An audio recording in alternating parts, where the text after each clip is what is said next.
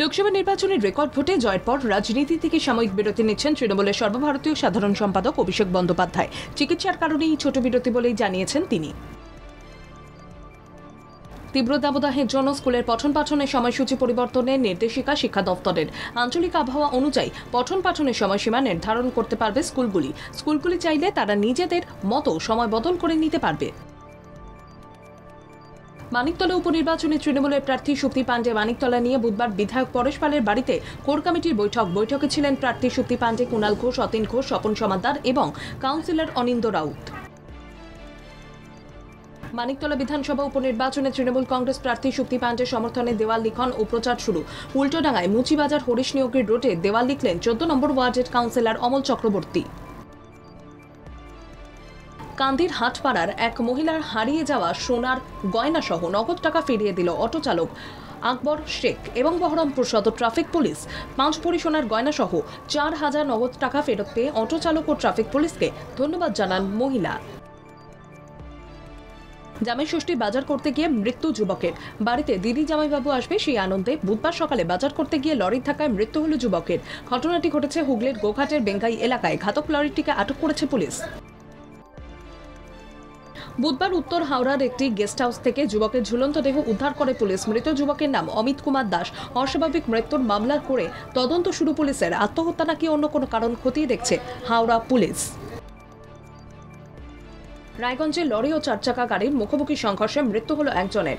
গুরুতর আহত 2 মহিলা সহ 8 জন। আহতদের মধ্যে 4 জনের অবস্থা আশঙ্কাজনক। আহতদের প্রত্যেকেরই বাড়ি রায়গঞ্জের জগদীশপুর এলাকায়। দুর্ঘটনা তদন্তে পুলিশ।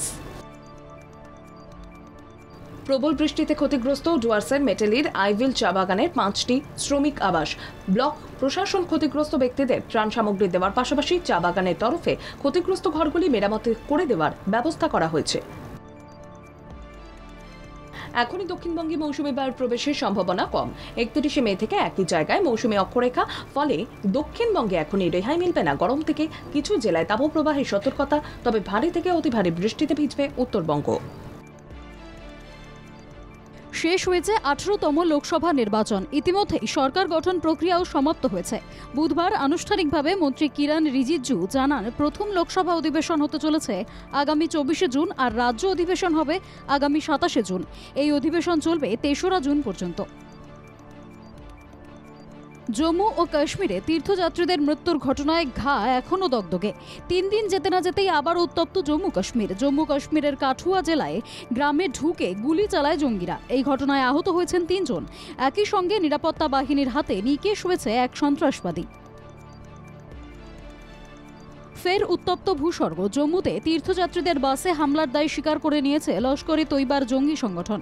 এখনো পর্যন্ত এই হামলার ঘটনায় কাউকে গ্রেফতার করা হয়নি।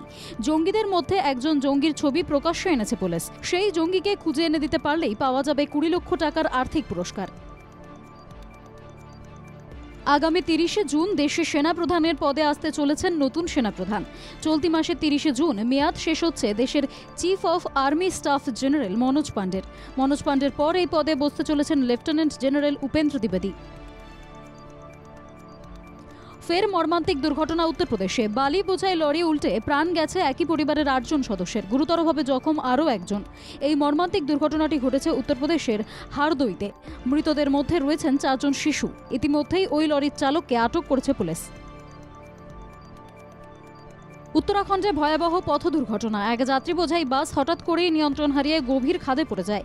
দুর্ঘটনায় মৃত্যু হয়েছে 3 মহিলার। আহত কমপক্ষে 24 জন, যাদের তড়িঘড়ি উদ্ধার করে নিয়ে যাওয়া হয়েছে হাসপাতালে। উত্তরাখণ্ডের গঙ্গোত্রী জাতীয় সড়কের গাংনানির কাছে ঘটে এই পথ দুর্ঘটনা।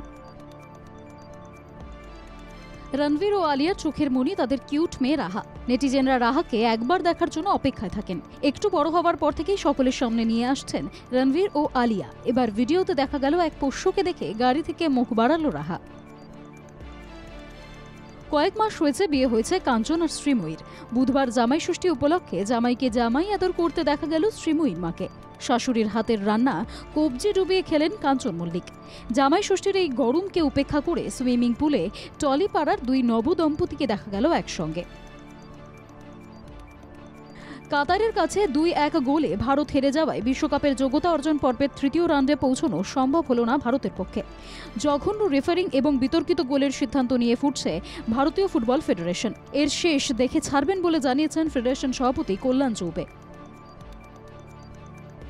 শোকের ছায়া ফুটবল জগতে। ক্যান্সারে আক্রান্ত হয়ে প্রয়াত হলেন মোহনবাগানের প্রাক্তন কোচ টিকে চাটুন্নি। ৭৯ বছর বয়সে এই সকলকে কাঁদিয়ে বড়লোক গমন করলেন তিনি।